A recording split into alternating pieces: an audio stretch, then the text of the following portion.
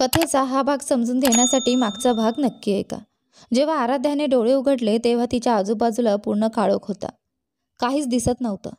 ती उठायचा प्रयत्न करत होती पण शक्यच होत नव्हतं. तिचे हात खुर्चीच्या हातांना घट्ट बांधलेले होते. तिच्या तोंडावर पूर्णपणे टेप लावलेली होती.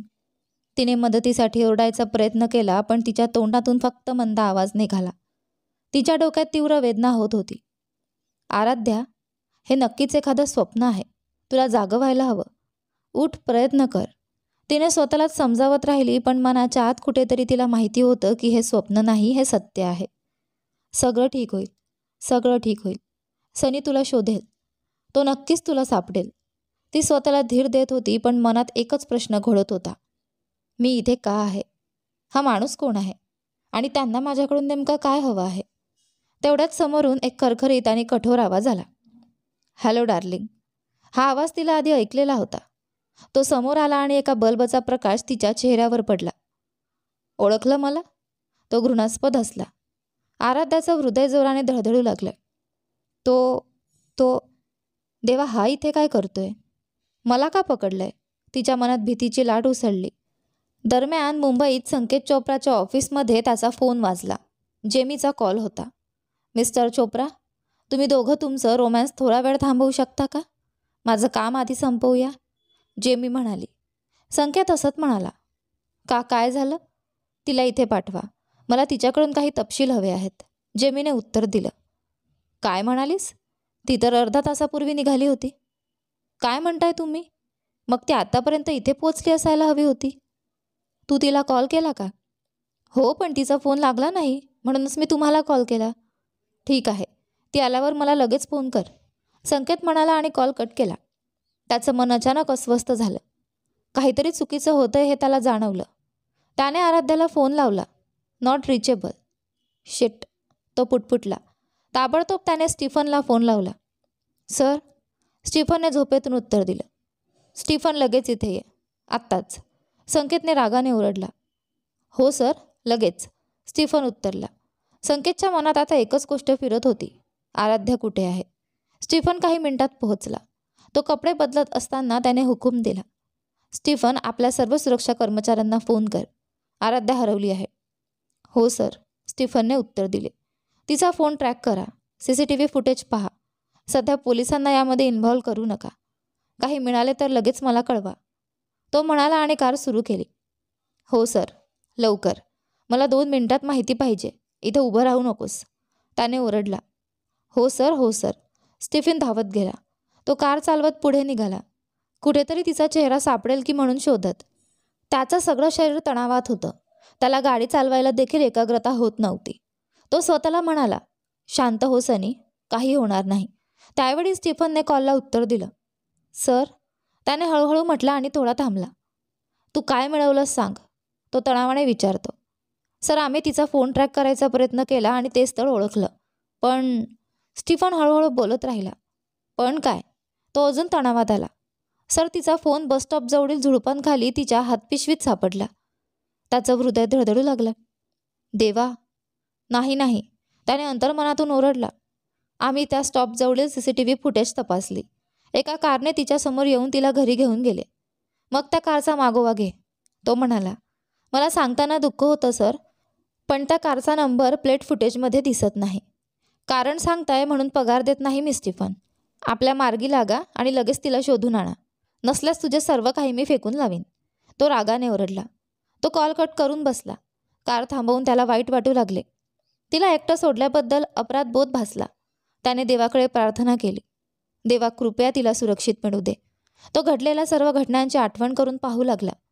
कुठे काही सूत्र किंवा तार असेल का ज्यातून तिला शोधता येईल? मग अचानक त्याच्या मनात एक कल्पना आली. तुरुंगात पडण्याऐवजी उपाय सापडला असाच आनंद झाला. तो लगेच स्टीफनला पुन्हा कॉल करतो. स्टीफन, तिच्या हातपिशवीत 1 का 2 फोन आहेत का? सर, फक्त एकच आहे.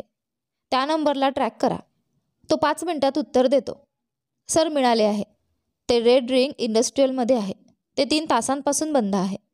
मी आत्ता तिथे जातो, तुम्ही पोलिसांना घेऊन या. सनी तातडीने त्या पत्त्यावर कार चालवून निघाला. सर, पण तुम्ही एकटेच? जसं मी सांगतो तसं कर, आपल्याकडे वेळ नाही, तो फोन कापून ठेवल्यात म्हणाला. धैर्य धर क्वीनबी, मी तुझ्यासोबत आहे, थोडं थांब. तो स्वतःला आणि तिला हे सांगून पुढे निघाला. दरम्यान त्याने तिच्या तोंडावरचे प्लास्टर काढले. ती खोकली, अखेर चिरपरिचित श्वास घेते. हे काय, तू हे काय करत आहेस? आराध्या घाबरून विचारते. वा, तुला अजूनही मला ओळखता येतं का? त्याने तिच्यावर श्वास सोडला. हां, तोच वास. छान आहे, तो म्हणाला. तिने त्याच्याकडून चेहरा वळवला. मी तुला कसं विसरू? तू मुंबईमध्ये मला भेटलेला पहिला माणूस होतास, खालच्या पेरगटे. त्याच्या चेहऱ्यावर राग उडाला आणि त्याने तिला थपाटा मारला. पक्षी तिच्या डोक्यावरून उडाले. तोच भीतीदायक टॅक्सी ड्रायव्हर होता ज्याने तिला गैरवर्तन केले होते. तोच दिसत होता, पण त्याच्या चेहऱ्यावर एक कुरूप जखमही होती. ती थोडीशी सावरली आणि विचारले, आता तुला नेमकं काय हवं? त्याने घाणेरडे दात दाखवून हसून म्हणाला, तू. आणि तिच्या गालाला हलकेच स्पर्श केला. ती मागे वळली. तुला कल्पनाही नाही मी यासाठी किती वेळून वाट पाहत होतो. त्याने डोळे बंद करून म्हटलं. मला सोड. हे कचरा, ती ओरडली. तो काही ऐकत नव्हता. तो खाली वाकला आणि तिच्या तोंडाजवळ आला. त्याच्यापासून वाईट वास आला. तिच्या घशात एका गोळ्यासारखी जळपण जाणवले. त्याने तिचे केस कानाच्या मागे लावले आणि मानून खेळकर आवाजात हळूच म्हणाला, चिंता करू नकोस, मला तुझं शरीर नको आहे. ही गोष्ट ऐकून तिच्या मनात थोडीशी शांती उभी राहिली. ती विचारते, मग मग मी इथे का आहे? त्याचा चेहरा अचानक रागाने भरला. तुला माहीत नाही का? तो ओरडला आणि खूप मारहाण करून सांगायला लागला. त्या माणसाने, कारण त्याने मला इतकी मारहाण केली की मी 2 वर्ष कोमात होतो. काय? कोण? ती गोंधळून विचारते. तो, तुझा बॉयफ्रेंड. त्या दिवशी जेव्हा मी तुझ्यासोबत घाण वागत होतो, त्याने मला पळवून मारले. मी अर्धवट मृत अवस्थेत होतो. बघ इथे. तो आपल्या कुरूप जखमेकडे दर्शवू लागला. हे सगळं त्याच्यामुळेच आहे. त्याने रागाने उगाच हकलून दाखवले. जेव्हा मी पुन्हा जागा झालो तेव्हा माझी नोकरी गेली. माझी पत्नी माझ्यापासून वेगळी झाली. नोकरी नसल्यामुळे पैसे नाही, औषधांसाठी नाही. मी मरण अधिक चांगलं वाटायला लागलं. माझ्या जेलच्या इतिहासामुळे कुणीही मला नोकरी देण्यास तयार नव्हता. ती जखमेमुळे नाही तर तुझ्या कारागृहाच्या इतिहासामुळे आहे, ती बोलून म्हणाली. तो पुन्हा तिला थपटून म्हणाला, फक्त इथे मी जे सांगतो ते कर. तो पुढे म्हणाला, मग मी ठरवलं त्याला नष्ट करायचं. पण मी त्याचे हात किंवा पाय मोडू नाही. मी त्याला मानसिक पातळीवर नष्ट करणार होतो.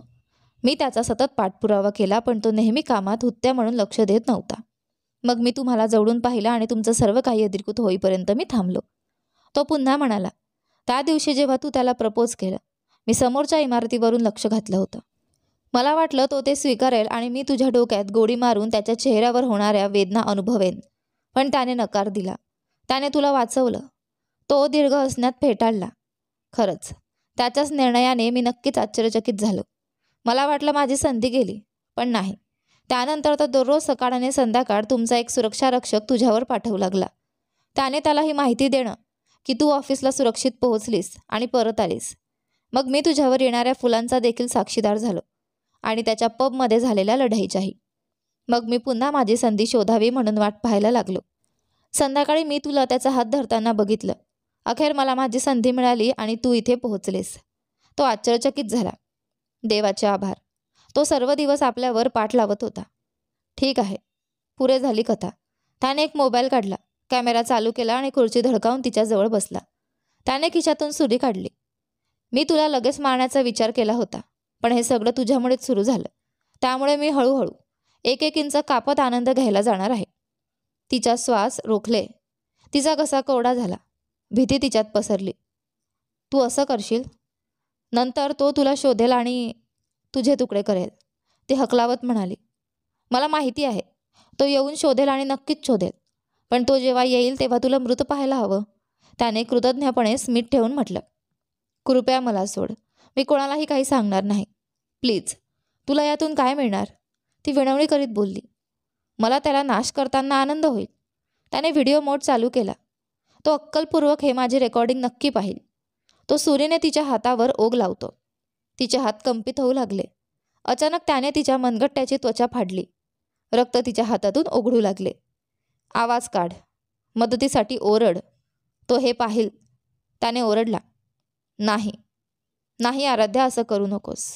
त्याला हे पाहून आनंद होतोय. तिच्या मनात भीतीचे विचार दाटले. जर सनीने हे पाहिलं तर? तिने स्वतःला नियंत्रित केले. मी म्हणाले ओरड. त्याने तिला मांडीमध्ये सुरीने वार केला. आह.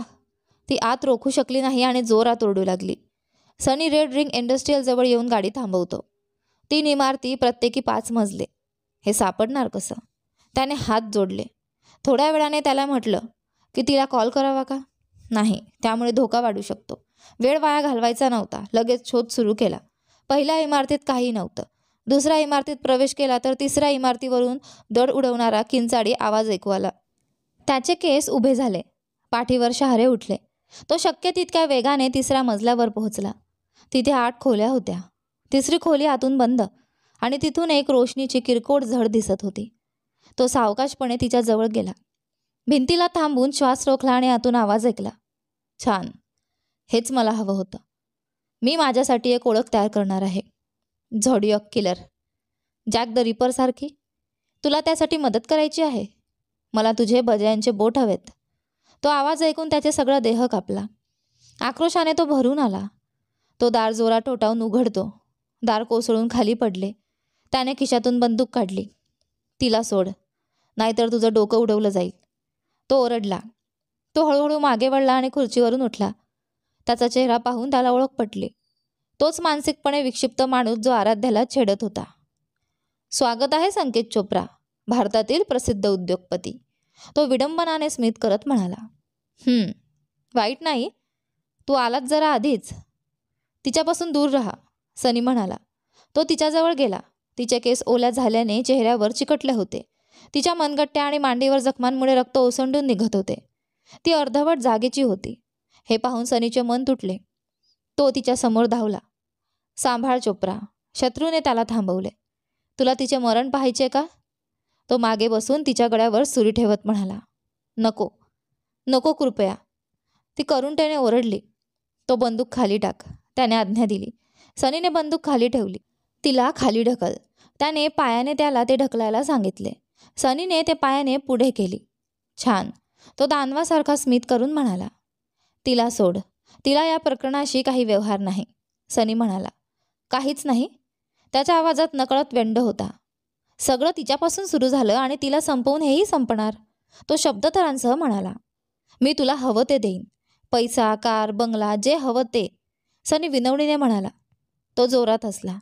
मग अचानक थांबला. तू मला जे हवं ते देऊ शकत नाहीस, त्याने रागाने म्हटलं.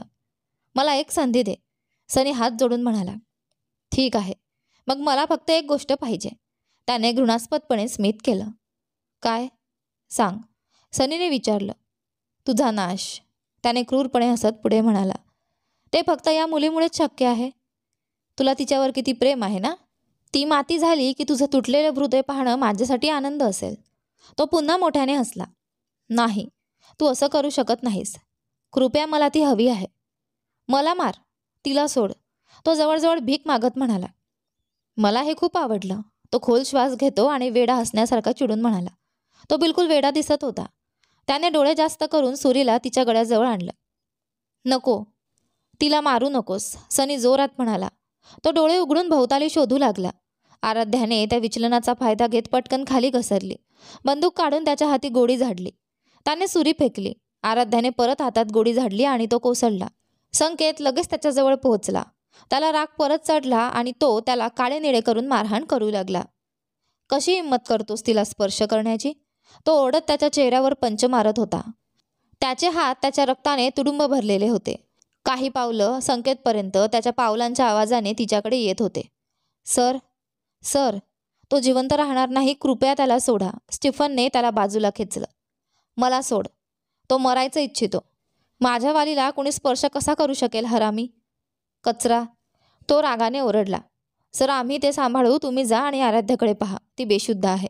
स्टीफनने त्याला काहीशी समज दिली. तो तिच्याजवळ पार झाला. हे क्वीनबी, मी इथे आहे, बघ मला. सनीने तिच्या गालावर हात हलका थाप दिला. ती हळूहळू ओठ हलवू लागली आणि कमी आवाजात पिशपिशली. सनी. मग ती पुन्हा प्रकाश तिच्या चेहऱ्यावर चमकताना जागी झाली.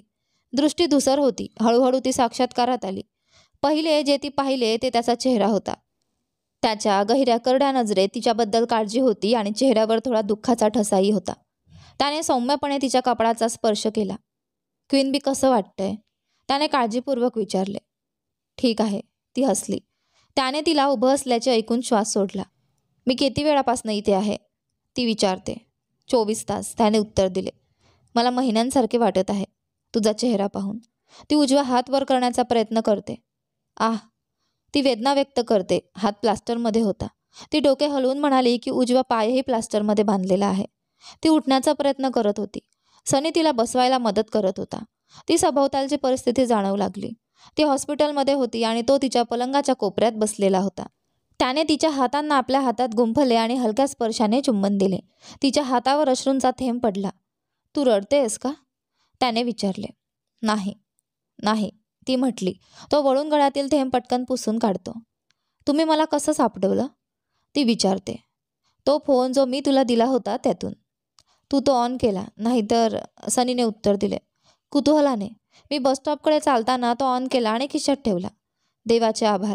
त्याने माझा खिशा तपासला नाही. म्हणजेच कुतूहलाने आपल्या दोघांचा बचाव केला. ती हसली. त्याने उत्तर दिले नाही. ती पुन्हा बोलू लागली. तू मला सांगितले होतेस की तू फक्त त्याला सोडून गेला होतास. तू तू त्याच्याशी लढला नाहीस तो घशात थुंक घालून म्हणाला. मी मद्याधीन होता. त्याने तुझ्याबद्दल आणि तुझ्या आईविषयी वाईट बोलले. त्यामुळे मला राग आला. विचार न करता मी त्याला हात दाखवले. तो बेचेतन झाला. त्याची अवस्था पाहून बाकी 2 पळून गेले. मी तुला घेऊन तिथून आलो. मला नंतर खूप पश्चाताप झाला. मला ते केल्याबद्दल आवरात येतं मला वाटतं. ठीक आहे सनी तिने त्याला थांबवलं. मी थोडीच खंतले होते जेव्हा तुम्ही म्हणालात की तुम्ही त्याला मारहाण न करता सोडले. त्याला ती शिक्षा मिळायलाच हवी होती. त्याने पुन्हा श्वास सोडला. मला खेद आहे की तू इथे आलीस माझ्यामुळे. तुझी चूक नाही सनी, विश्वास ठेव. ती त्याच्या कपाळाला चुंबन देत त्याला आश्वस्त करते. त्याच्या ओळखीची मेथॉलची सुगंध तिला भावली. पण तू मला खरी गोष्ट सांगायला हवी होती. वचन दे की तू पुन्हा खोटं बोलणार नाहीस तिने आग्रहाने म्हटले. त्याने तिचे गाल सहाळत उत्तर दिले. मी वचन देतो की मी अशी कधीही खोटं बोलणार नाही. आणि त्याने आपलं डोकं तिच्यावर ठेवले. मी तुझ्यावर प्रेम करतो त्याने हळूच फुसफुसले. ती हसली आणि त्याने तिला चुंबन दिले. आता त्याचं काय होईल. तो पोलिसांच्या ताब्यात आहे. लवकरच तो सायक्रॅटिक वार्डमध्ये हलवला जाईल. असं सांग की तू त्याला दुखावलं नाही ना. सनी हसला. मी वचन दिलंय की मी खोटं बोलणार नाही. मी तक्रार करणार नाही आराध्याने हसत उत्तर दिले. माफ करा सगळे एका कविसाच्या वयाच्या माणसाने पांढऱ्या कोटात येऊन म्हणाला. शुभ संध्याकाळ मिस आराध्या त्याने मृदू हसून विचारले.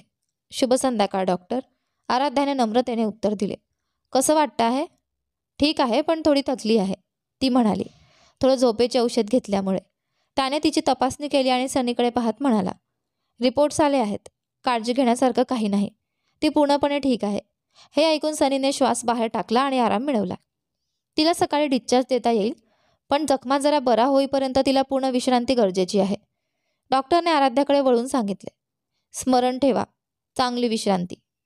छान काम डॉक्टर. जर मी एकदम हल्ले तरी तो मला मारून टाकेल. सनी हसला. डॉक्टरने हसून उत्तर दिले. शुभेच्छा आणि निघून गेला. सनी हात गुंडाळून बसला आणि आदेश देत म्हणाला. ऐकले ना. तू उपचार पूर्ण होईपर्यंत ऑफिसला येणार नाहीस. ठीक आहे ठीक आहे. मी यावर भांडणार नाही कारण मला विश्रांतीची गरज आहे आराध्याने सांगितले. आतापासून जेव्हा मी जवळ नसणार तेव्हा तुला सुरक्षा रक्षक मिळणार. काय. ते खरंच गरजेचं नाही. नाही तू मला पटवू शकणार नाहीस. मी हे पुन्हा घडू देऊ इच्छित नाही. सनी आता तिच्यापेक्षा अधिक जिद्दी दिसत होता. ठीक आहे. आराध्याला त्याच्यावर अजूनही प्रेम होते. जेव्हा जेमी अक्षयसह प्रवेश करते. हाय पाहुणे आराध्याने त्यांचं स्वागत केलं. जेमीने तिला मिठी मारली. देवा तू आम्हाला कसं घाबरवलंस. पण आता बरं वाटत आहे ती म्हणाली. रॉकस्टार तू तर आमचा जीवच काढलास अक्षयने मिठी मारत म्हटले.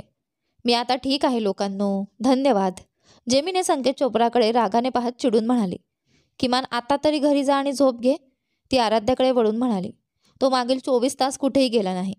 त्याने आम्हाला इथे ठेवू दिलं नाही.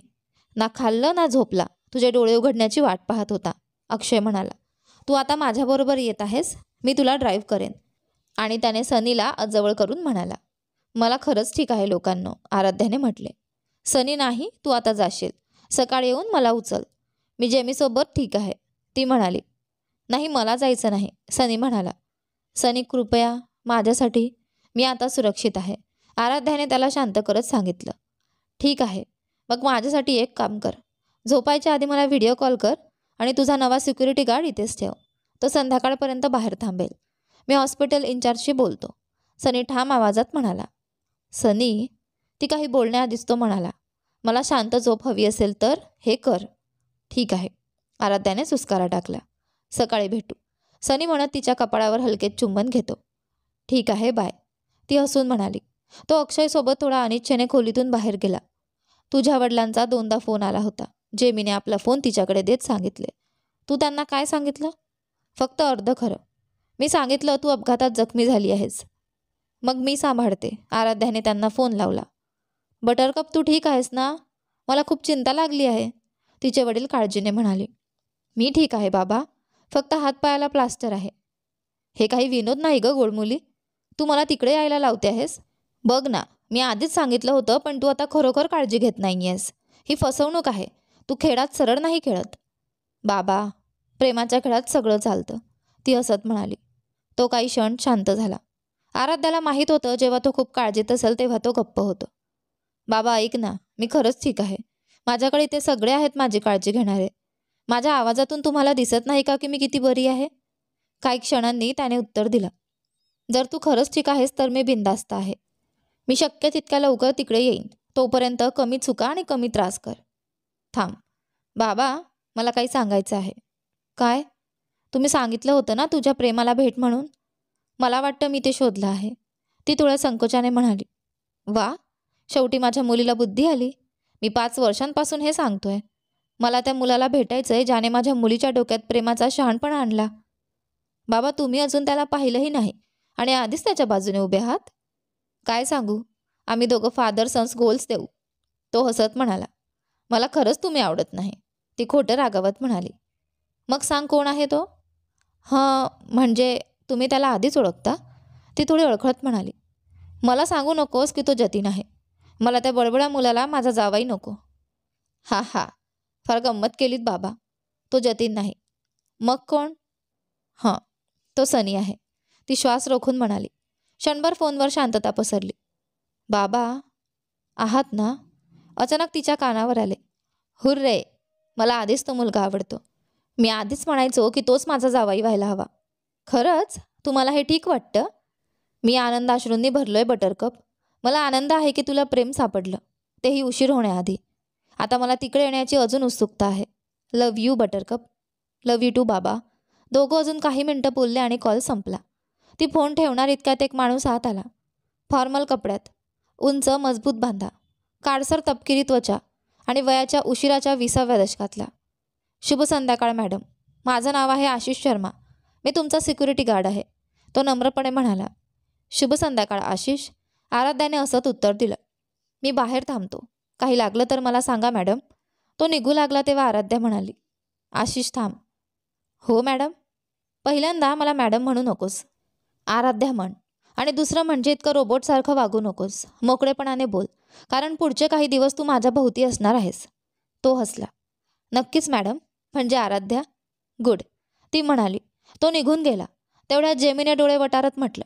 देवा, मला तुझा हेवा वाटतो. सनी तुझी किती काळजी घेतो. Wish I had your life. तू असतीस तर बघितलं असतं मी, आराध्याने असत उत्तर दिलं. बाय द वे, अक्षयसोबत कसं चाललं आहे? जसं तू म्हणालीस, तो बोलायला छान आहे. माझ्या मतांचा आदर करतो आणि खूप संयमाने ऐकतो. थांब थांब थांब, फक्त 1 दिवस मी तुला सोडलं आणि तू त्याचं इतकं कौतुक करायला लागलीस?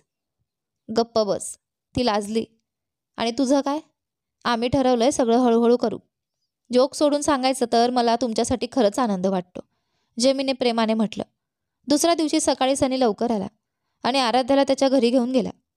डॉक्टरांनी सांगितलं होतं की तिला जखम बरी होईपर्यंत काठीच्या साह्याने चालावं लागेल. सनीने काम वर्क फ्रॉम होम केलं आणि दिवसभर तिच्या भोवती राहिला. तिला धरून चालवलं, जेवायला दिलं, झोपवलं सुद्धा. अंजूही त्याला मदत करत होती जेव्हा तो कामात व्यस्त असायचा. सनीचे आईवडील एकदा भेटायला आले.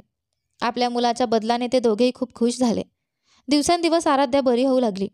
सनीच्या प्रेमामुळे, त्याच्या काळजीमुळे. तो तिच्याशी लहान मुलासारखा वागायचा. तिच्या प्रत्येक मागणीवर हो म्हणायचा. महिन्याभराने ती पूर्णपणे सावरली आणि काठीशिवाय चालू लागली. एक सकाळी ती जागी झाली, पण सनी बिछाण्यावर नव्हता. सहसा ती आधी उठायची. आता तर सनीसोबतचा हा लॉकडाऊनच तिच्या आयुष्याचा गोड भाग बनला होता. त्याचा शर्ट तिचा आवडता झाला होता. कारण त्यात त्याचा सुगंध असायचा. ती त्याला शोधत होती तेव्हा तिला टेबलावर एक बॉक्स आणि त्यावर एक चिठ्ठी दिसली. त्यात लिहिलं होतं, आज संध्याकाळी 7 वाजता हे घालून तयार हो. आशिष तुला घेऊन येईल. मला थोडं काम आहे. तुझाच सनी. आराध्याने बॉक्स उघडला. आत एक सुंदर महागडी पिवळ्या छटांची एलाईन ड्रेस होती. नेमक्या 7 वाजता आशिष कार घेऊन आला. ती आत बसली. आशिष आपण कुठे जातोय? ती विचारते. सॉरी माझे ओठ बंद आहेत, तो म्हणाला आणि कार पुढे चालवू लागला. तो तिला ॲक्वा शार्डमध्ये घेऊन गेला. सरळ जा, तो 21व्या मजल्यावर आहे, त्याने सांगितलं. तू येणार नाहीस? नाही. ऑल द बेस्ट, तो हसत म्हणाला. ती लिफ्टमध्ये गेली आणि 21व्या मजल्याचं बटन दाबलं. लिफ्ट उघडताच तिच्या कानावर व्हायोलिनचा मधुर आवाज आला. काही लोक तिच्यासाठी व्हायोलिन वाजवत होते. ते तिचा हात धरून एका टेबलाकडे घेऊन गेले. तिथे सनी उभा होता. पाठ तिच्याकडे होती. तो पांढऱ्या स्वच्छ शर्टमध्ये आणि काळ्या पॅन्टमध्ये जबरदस्त दिसत होता. यानंतर पुढे काय झालं ते पहा आपल्या या कथेच्या पुढच्या भागामध्ये. पण हा भाग कसा वाटला कमेंट करून नक्की सांगा. धन्यवाद.